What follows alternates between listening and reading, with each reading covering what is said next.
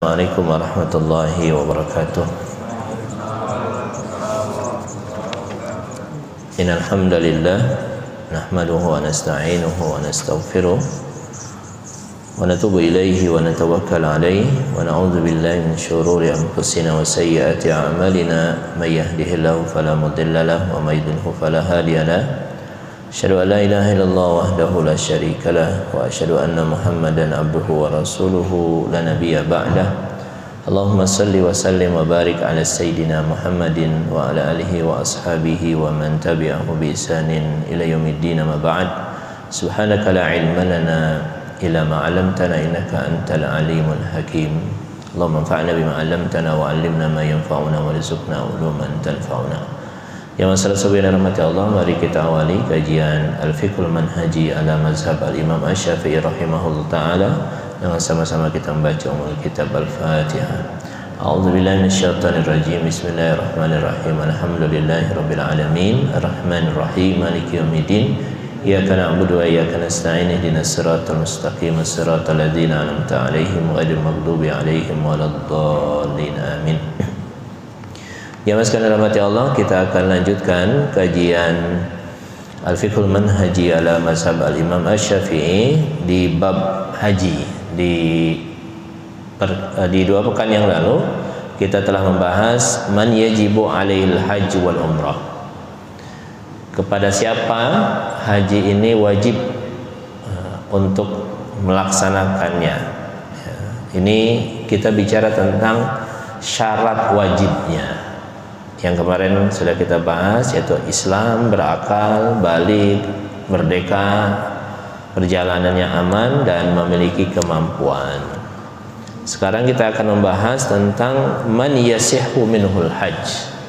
Siapa saja yang hajinya sah. Ini disebut dengan syurut, syarat-syarat sahnya haji. Saya akan bagi secara mudah ya.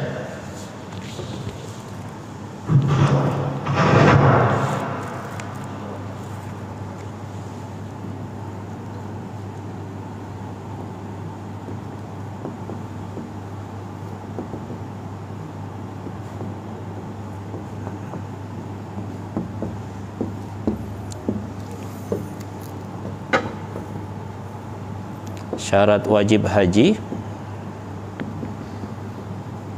syarat sah haji. Mudahnya gini. Syarat wajib haji pertama Islam, kedua balik, ketiga berakal, keempat mampu, agak lewat, kelima perjalanannya aman.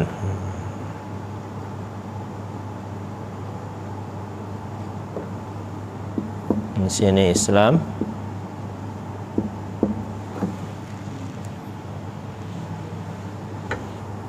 tamyiz, ihram di miqat, maka ini terpenuhi semua rukun haji.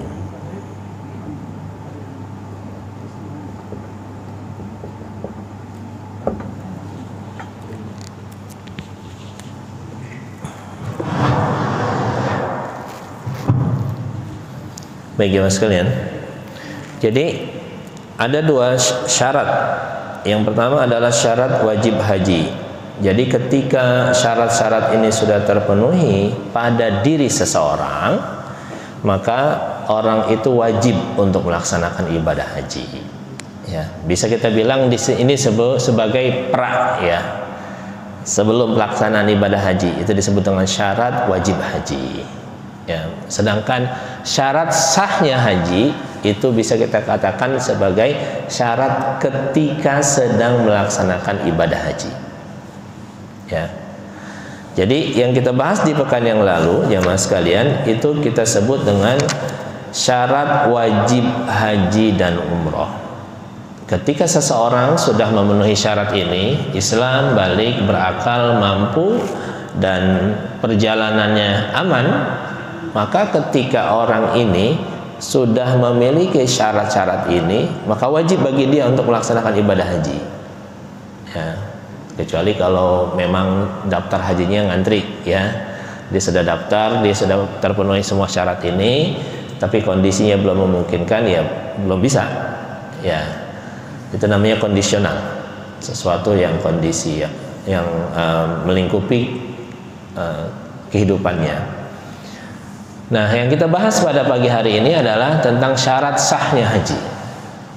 Setelah kita tahu kepada siapa haji itu wajib, ya, kepada orang-orang yang sudah terpenuhi syarat-syarat ini, maka kita akan bahas syarat sahnya haji. Man yasihhu minhul hajj. Karena tusyurus sabiqah syurutan liwujubil haji wa thubuti fardiyatuhu wa thubutu fardiyatihi, faman lam yatawaffar 'indahu wahidun minha lam yakun mukallafan bihadhihi fardiyah. Syarat-syarat yang kemarin, yang lalu, ini adalah syarat-syarat wajibnya haji dan ditetapkan kefarduan untuknya. Barang siapa yang belum terpenuhi salah satu daripada syarat-syarat itu, maka dia belum dimukallaf, belum diwajibkan untuk melaksanakan ibadah haji tersebut. Ya. Ghaira anna hadhihi syurut la 'alaqata laha bi sihhatil hajj wa 'adamiha, bal rubbama sahhal hajj ma 'adami tawaffur syuruti wujubihi wa rubbama lam yasihul hajj raghma tawaffur hadhihi syurut. Ya. Sedangkan syarat-syarat sahnya haji ini, ya, syarat-syarat sahnya haji ini selain Islam itu tidak terkait dengan syarat wajibnya haji. Ya, selain Islam, ya, syarat yang pertama itu tidak terkait dengan syarat wajibnya haji. Artinya, ketika seseorang melaksanakan ibadah haji, misalkan dia belum balik, ya, maka tetap sah pelaksanaan ibadah hajinya. Kita akan bahas satu-satu. Syarat sah haji yang pertama adalah Islam. Ini sudah maklum, ya, sudah kita ketahui. Barang siapa yang bukan Islam atau pora-pora Islam, pura-pura Islam, ya, seperti yang kita sudah bahas di pekan yang lalu ketika kita bicara tentang senok hogronya, yang pura-pura masuk Islam, kemudian dia pura-pura melaksanakan ibadah haji. Ya, orang yang seperti ini itu bisa dikatakan tidak sah hajinya, karena dia tidak mendasari dirinya dengan sebagai seorang Islam yang hakiki, hanya Islam yang pura-pura, ya. Bihaitsu idza aslama ba'da dzalika wa tawaffarat ladaihi syurutu wujubul hajj lam yubni hajjuhu as-sabiq wa wajaba 'alaihi al-hajj min jadid. Jadi kalau ada orang yang melaksanakan ibadah haji seperti senok hogronya itu, dia pura-pura masuk Islam, kemudian dia melaksanakan ibadah haji padahal di dalam hatinya tidak mengakui Islam.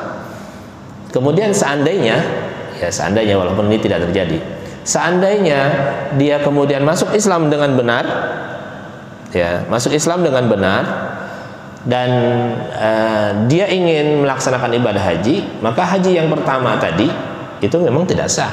Dia wajib untuk mengulangi lagi ibadah haji yang kedua, karena itulah ibadah haji yang diterima keabsahannya.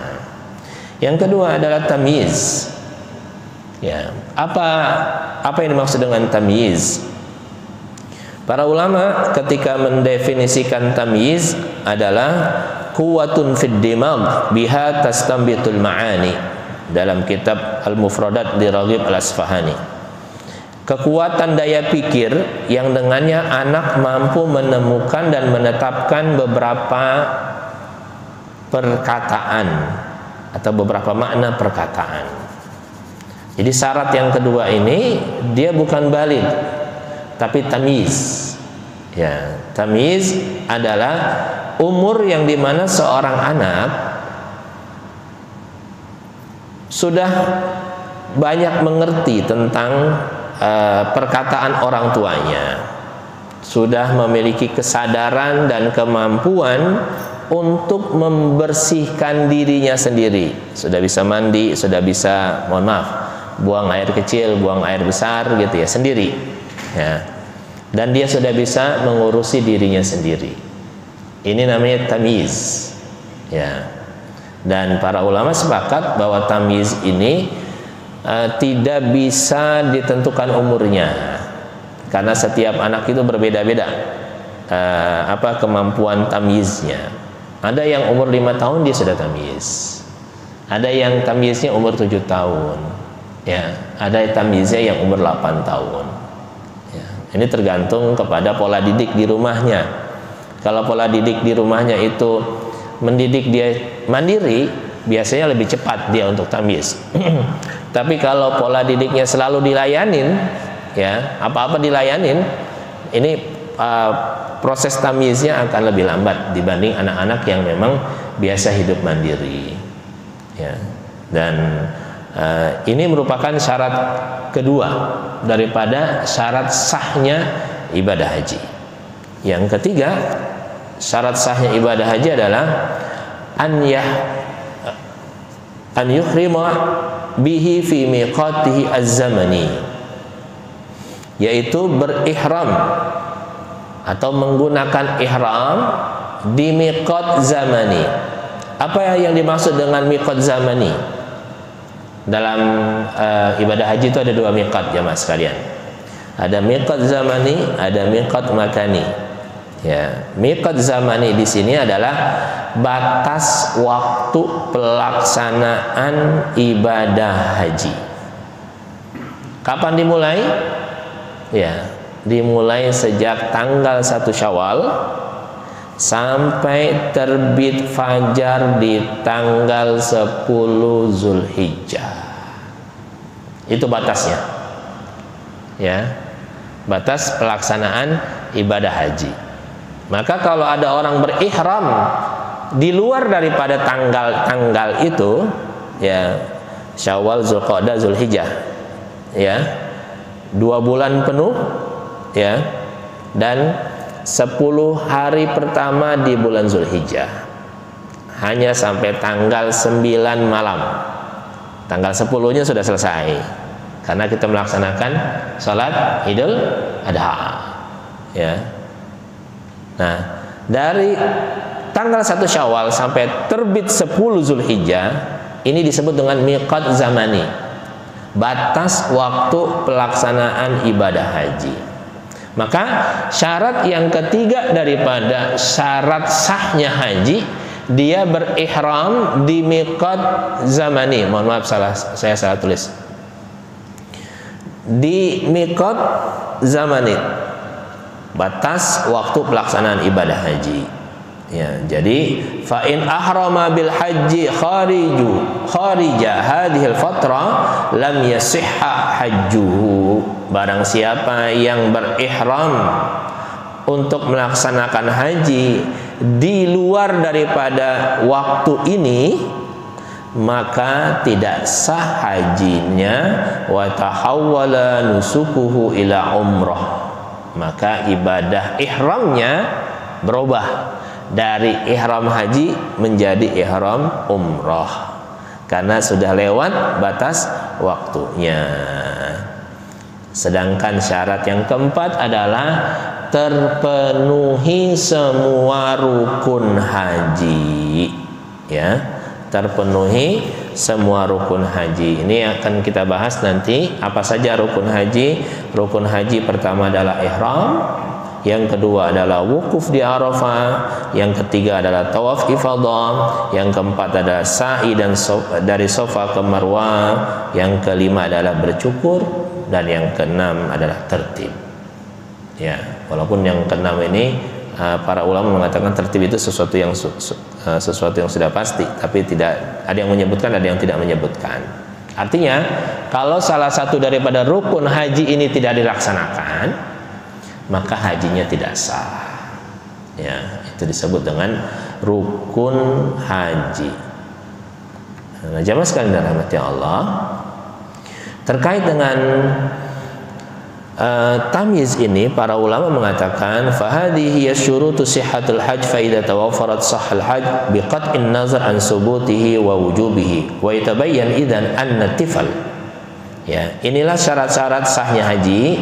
Apabila terpenuhi semua syarat-syarat ini, maka menjadi sahlah pelaksanaan ibadah haji tersebut, ya. Terlepas apakah syarat yang ini terpenuhi atau tidak selain Islam, ya. Terlepas syarat wajib haji itu terpenuhi atau tidak. Kalau yang kesana sudah selesai, syarat sahnya sudah selesai, maka dia tetap sah. Contohnya dalam masalah tamyiz, dikatakan wa tabayyan idzan anna tiflal mumayyiz idza basyaral hajj sahha hajjuhu. Apabila ada seorang anak kecil, ya, yang sudah tamyiz, walaupun dia belum baligh ketika dia melaksanakan ibadah haji, maka ibadah hajinya menjadi sah. Bahkan dikatakan bal yasihu hajjuhu idza lakun mumayyizan aidan, ya.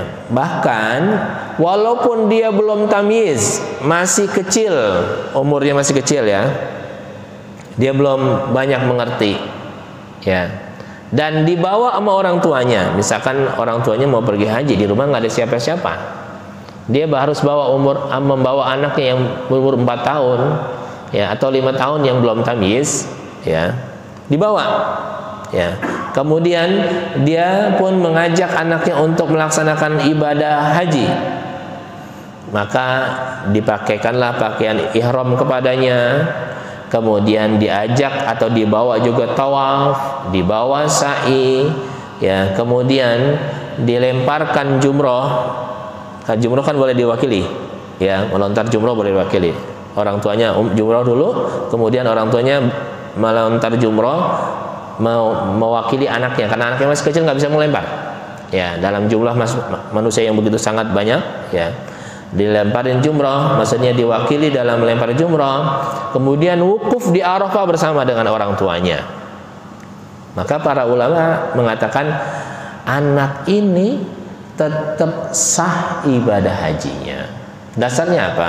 Dasarnya adalah hadis yang diriwayatkan oleh Muslim rahimahullah, an Ibnu Abbas radhiyallahu anhuma anna Nabiyya sallallahu alaihi wasallam laqiya rukban birrawha faqala manil qaum qalu al muslimun faqalu man anta qala Rasulullah sallallahu alaihi wasallam farafa'at ilaihi imra'atun sabiyan faqalat ali hadha hajjun qala na'am walaki ajrun.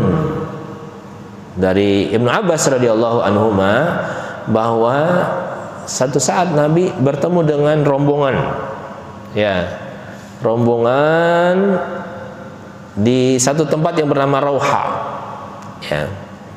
Maka Rasul sallallahu alaihi wasallam bertanya, manil kaum, siapa kalian? Ya. Qalu al-muslimun, kami orang Islam. Ini kaum muslimun dari luar Madinah, ya, ketika sedang melaksanakan ibadah haji. Ini Rasul sallallahu alaihi wasallam, ya. Rasulullah nggak tahu siapa mereka, mereka juga nggak tahu siapa Rasulullah. Maka Rasulullah bertanya, manil kaum, siapa kalian? Qalu al-muslimun, kami orang-orang Islam.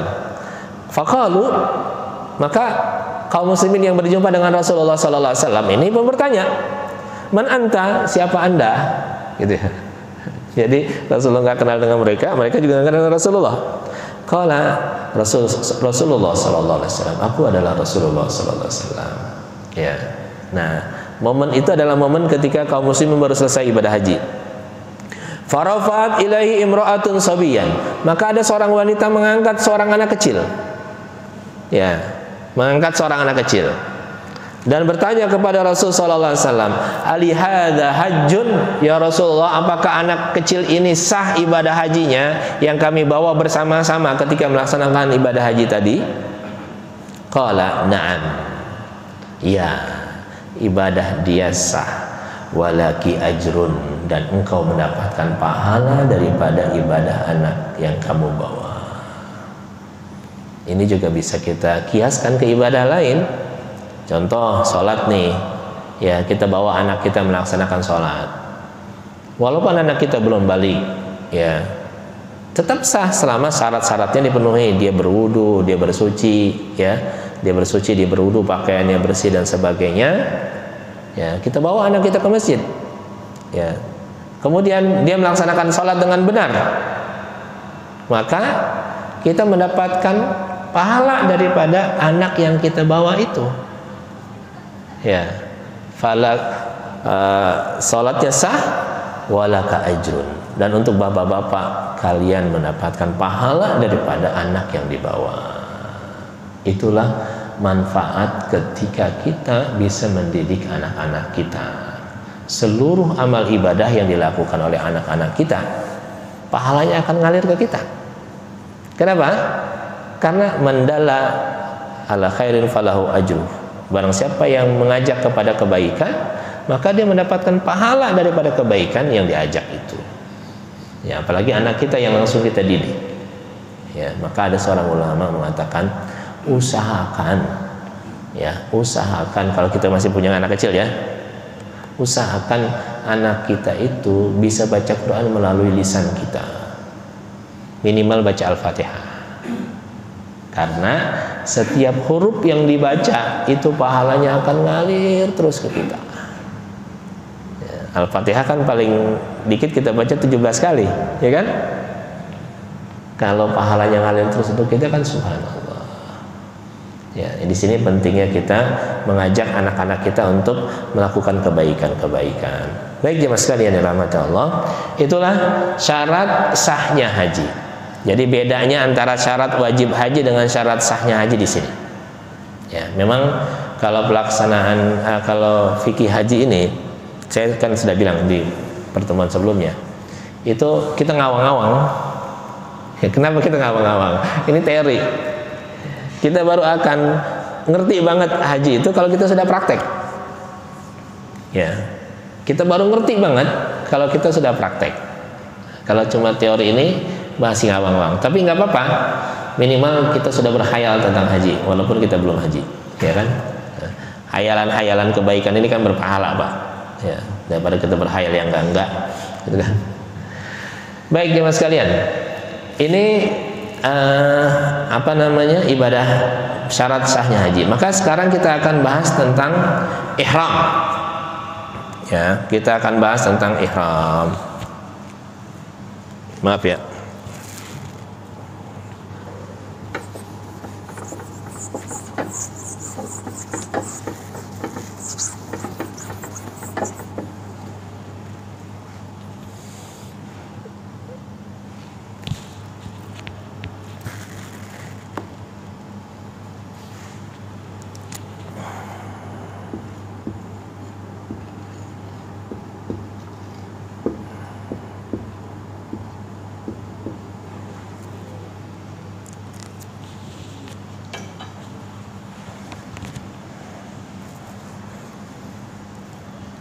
Apa yang dimaksud dengan ihram? Kalau setiap kali kita mendengar kata-kata ihram, yang terbayang kita kan pakaian putih itu kan, ya kan? Yang terdiri dari 2 lembar, yang dipakai untuk menjadi kain, ya, dan dipakai untuk selendang atau bagian badan. Itu ihram. Al-ihram fatihatu a'malil hajj wal madkhal ila nusukihi wa mukhtalaf wajibatihi wa arkanihi wa la budda li fahmi ma yata'allaq bihi min ahkamin min an nuhaddithaka an salasati asya' al mawaqit kaifiyatul ihram wa muharramatul ihram. Ihram adalah pembuka daripada pelaksanaan ibadah haji, ya, pembuka daripada pelaksanaan ibadah haji, wal madkhal, dan sebagai jalan masuk untuk melaksanakan ibadah haji dan berbagai macam kewajiban-kewajiban dan rukun-rukun haji. Ya, jadi di samping sebagai mafatihah, sebagai pembuka, dia juga sebagai jalan masuk untuk melaksanakan ibadah haji dan berbagai macam kewajiban dan rukun-rukun haji. Maka untuk bisa memahaminya ada beberapa poin yang harus kita bahas. Yang pertama mawaqit, yang kedua kaifiyatul ihram, dan yang ketiga muharramatul ihram. Yang pertama adalah mawaqit. Mawaqitnya artinya ini mawaqit, ada miqat zamani, ada miqat makani. Ada yang kedua tata caranya, tata cara ihram, dan yang ketiga hal-hal yang diharamkan.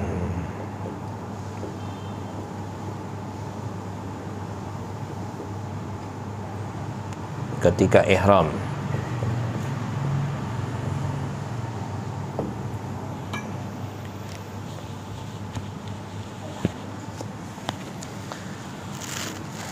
Jamaah sekalian dirahmati Allah, ketika kita akan melaksanakan ihram, hal yang pertama yang harus kita mengerti adalah mawaqit atau tempat-tempat serta waktu pelaksanaan ihram. Tadi sebagaimana yang kita ketahui, ada yang disebut dengan miqat zamani dan miqat makani. Ya. Yang dimaksud dengan miqat zamani adalah batas waktu, tadi kita sudah tahu. Ya, jadi miqat zamani artinya rentang waktu di mana seseorang dikatakan sah untuk berihram dalam melaksanakan ibadah haji, dari Syawal sampai terbit fajar bulan tanggal 10 Zulhijjah. Sedangkan miqat makani adalah tempat dilaksanakannya ihram. Kalau tadi waktu pelaksanaan ihram, yang kedua adalah tempat pelaksanaan ihram, maka disebut makani. Ya. Di mana yang dimaksud dengan tempat pelaksanaan ihram adalah al-hudud al-makaniyah allati yajibu alla yatajawazuha qasidul haji illa wa huwa muharram atau muhrim, yaitu batas tempat, ya, atau rentang lokasi. Ya, kalau tadi rentang waktu, ini adalah rentang lokasi di mana seseorang wajib tidak boleh melewati tempat itu kecuali dia dalam kondisi menggunakan ihram. Ya, jadi ada batasan tempat. Dia nggak boleh lewati tempat itu kecuali sebelum itu dia sudah menggunakan ihram. Ya, itu namanya miqat makani, batasan atau rentang lokasi atau rentang tempat di mana dia harus menggunakan ihram sebelum melewati tempat itu. Ya, sebagaimana yang akan kita bahas nanti. Ya, jadi kalau miqat zamani tadi kita sudah bahas dari bulan Syawal sampai terbit fajar 10 Zulhijjah. Hal itu berdasarkan firman Allah dalam surah Al-Baqarah ayat ke-197, Al-Hajju Ashhurum Ma'lumat. Haji itu pelaksanaannya di bulan-bulan yang sudah ditentukan. Syawal, Zulqa'dah, Zulhijjah, di 10 hari pertama bulan Zulhijjah. Sedangkan miqat makani, tempat yang ditentukan mulai berniat atau berihram untuk haji atau umrah. Ini disebut dengan miqat makani, tempatnya. Kalau tadi waktunya, sekarang tempatnya. Ya. Disebut dalam kitab ini ibaratun an hududin ma'rufatin tuhitu bil haram al-makki min syatta jihatihi. Ya. Yang disebut dengan miqat makani adalah tempat atau batasan tempat yang sudah dikenal, yang sudah diketahui, yang mengitari sekitar Mekah. Ya, batasan-batasan tempat yang mengitari sekitar Mekah dari berbagai macam arah. Haddadaha Rasulullah sallallahu alaihi wasallam bin nisbati lil qadimina ilaihi min al-afaq al-ba'idah. Yang mana batasan-batasan tempat itu sudah dibatasi oleh Rasulullah, sudah dijelaskan oleh Rasul sallallahu alaihi wasallam untuk orang-orang yang datang dari tempat-tempat yang jauh. Bihaitsu yajibu alaihim idza wasalu wa lam yakunu muharrimin an yabda'ul ihram wa yaltazimu syurutahu wa wajibatihi allati sanatahadas anha. Yang mana wajib bagi mereka yang sampai ke tempat tersebut, ya, dan belum menggunakan ihram, agar memulai menggunakan ihram ketika sampai di batasan tempat itu, ya. Dan ketika sudah menggunakan ihram, wajib untuk komitmen menjaga syarat-syarat dan wajib-wajib daripada pelaksanaan ihram dari tempat tersebut. Maka Rasulullah sudah membatasi, ya. Jadi orang-orang yang datang dari luar Mekah, ya, itu sudah ada poin-poin, ya, tempat-tempat yang dimana orang itu wajib untuk menggunakan ihram. Yang pertama, Zulhulaifah. Ada satu tempat yang dinamakan dengan Zulhulaifah, yang disebut juga dengan Bir Ali. Ini adalah tempat yang dimana miqat makani untuk penduduk Madinah.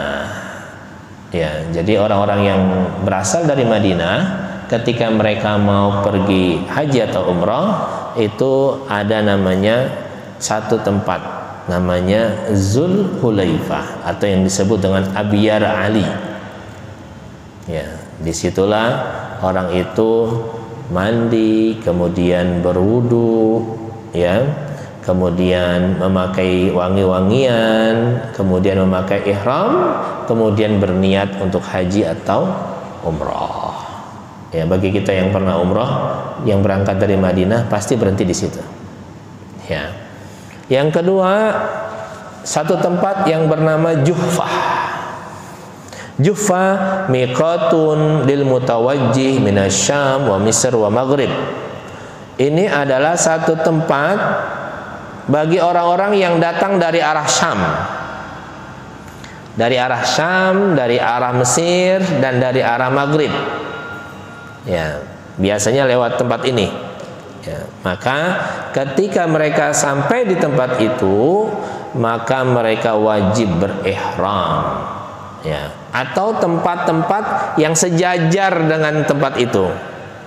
Ya, tempat yang sejajar dengan tempat itu, maka wajib mereka menggunakan ihram. Yang ketiga, satu tempat yang bernama Yalamlam.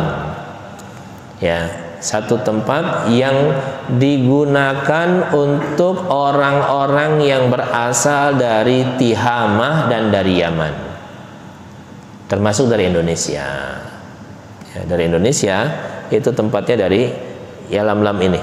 Jadi ketika orang pergi haji, kemudian naik pesawat, akan ada pengumuman, bapak-bapak, ibu-ibu, jamaah sekalian, kita akan masuk ke miqat yang menjadi kewajiban orang Indonesia. Maka diumumkan, ya, maka di situ mulai menggunakan ihram. Dan yang keempat disebut dengan Qarnul Manazil.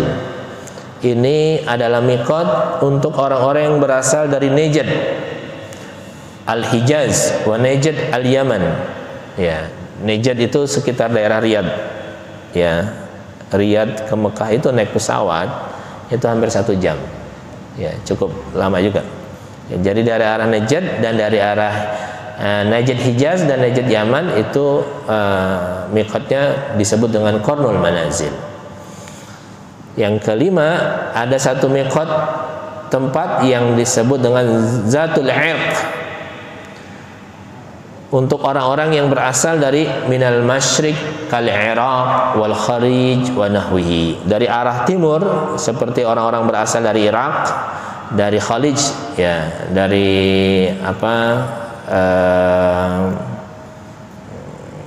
Teluk, dan juga dari orang-orang yang berasal yang sejajar dengannya.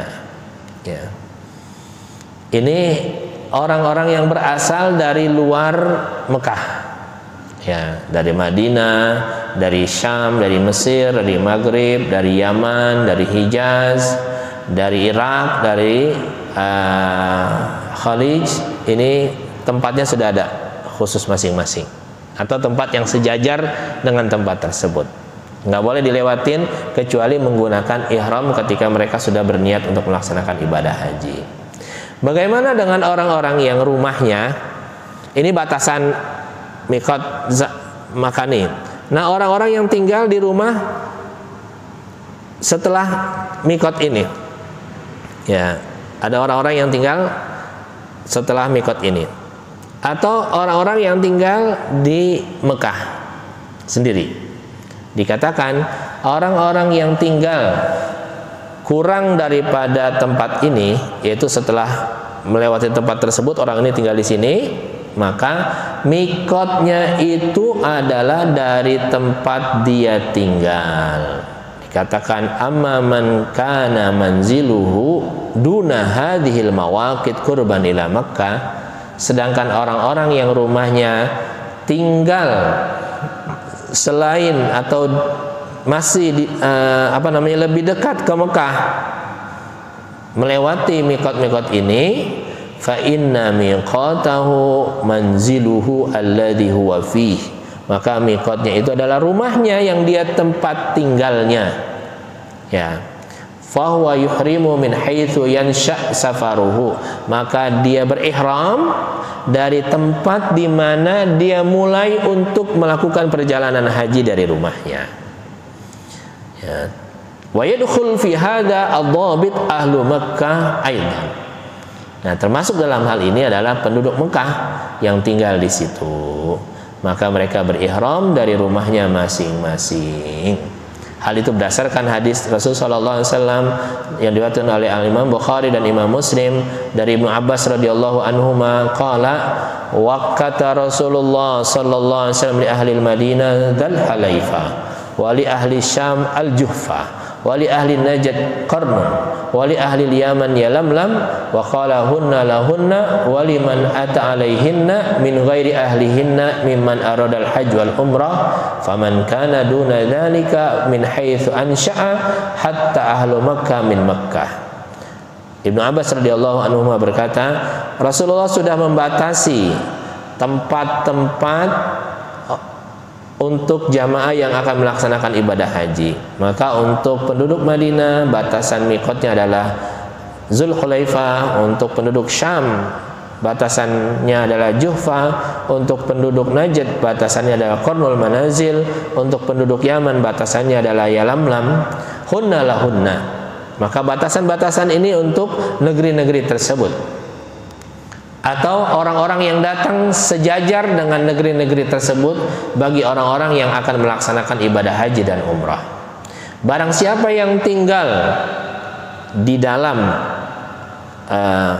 setelah batasan-batasan tersebut, ya, maka mikotnya dari mana dia tinggal, termasuk penduduk Mekah, maka mikotnya dari rumah mereka masing-masing, ya. Jadi ini dari sisi mawaqit, dari sisi batasan tempat ketika seseorang itu berihram, batasannya dari sini, ya. Nah, kemudian kaifiyat, tata cara ihram. Bagaimana ketika kita sudah sampai di batasan tempat tersebut, ya, dan waktunya sudah masuk, ketika kita mau berihram, tata caranya seperti apa? Dikatakan al-ihram huwa niyatud dukhul fi nusukil haji wa awil umrah. Ihram adalah niat untuk masuk dalam pelaksanaan ibadah haji dan umrah bersama dengan amal-amal dan adab-adab yang sempurna. Seperti apa?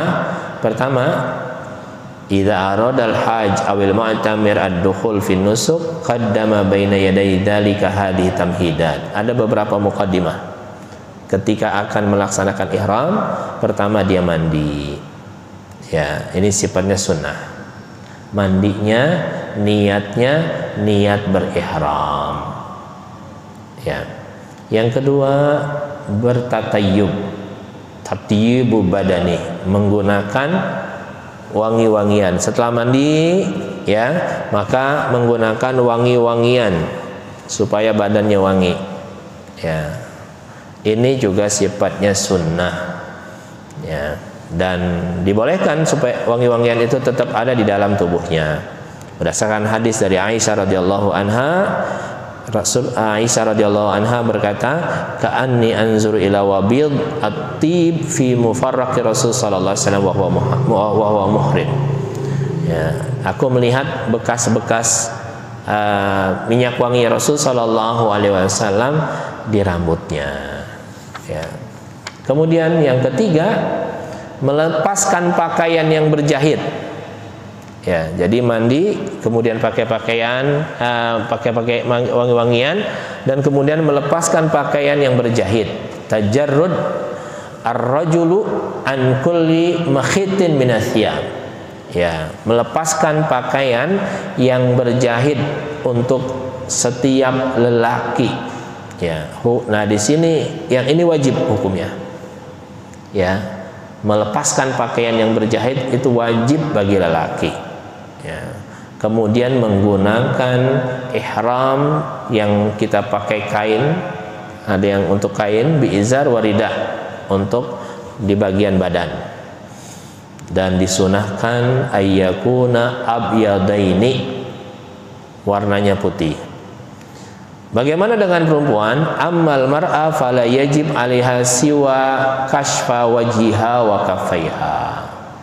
Untuk wanita, yang diwajibkan baginya adalah membuka wajahnya dan membuka kedua telapak tangannya.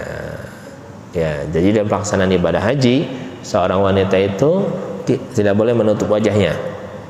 Ya, dan tetapi dia harus membuka wajahnya dan membuka telapak tangannya. Di qaulihi alaihi salatu wassalam fi ma rawahul Bukhari wa ghairi, la talu thamma al-mar'atu wa la talbas al-qafazaini. Seorang wanita tidak boleh menutup wajahnya dan tidak menggunakan sarung tangannya ketika sedang melaksanakan ibadah haji. Kemudian setelah mandi, pakai pakaian, kemudian berihram, melakukan sholat 2 rakaat.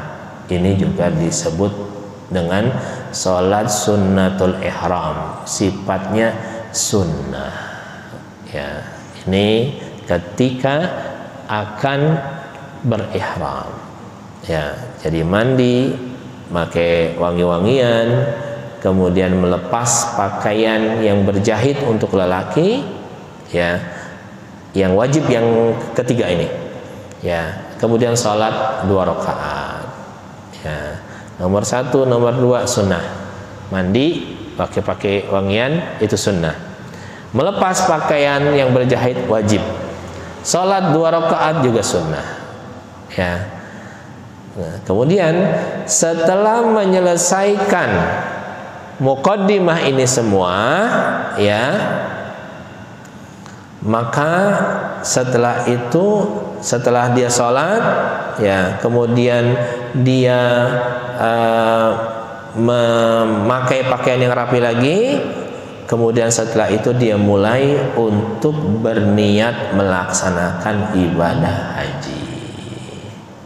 Ya, naik ke kendaraan, kemudian dia mulai meniatkan, ya, labbaik Allahumma hajjan, labbaik Allahumma hajjan.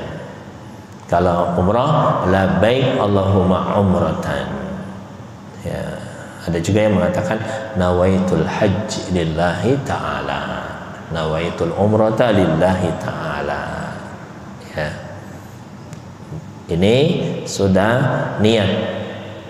Ketika niat sudah dilafazkan, ya, ketika niat sudah dilafazkan dalam melaksanakan ibadah haji, maka sudah berlaku semua hal-hal yang diharamkan untuk tidak boleh dilaksanakan oleh orang yang sedang haji dan umrah. Apa saja hal-hal yang diharamkan? Insya Allah kita bahas di pekan yang akan datang. Ya. Baik ya mas sekalian, sebelum saya tutup, kalau ada yang ingin didiskusikan silakan.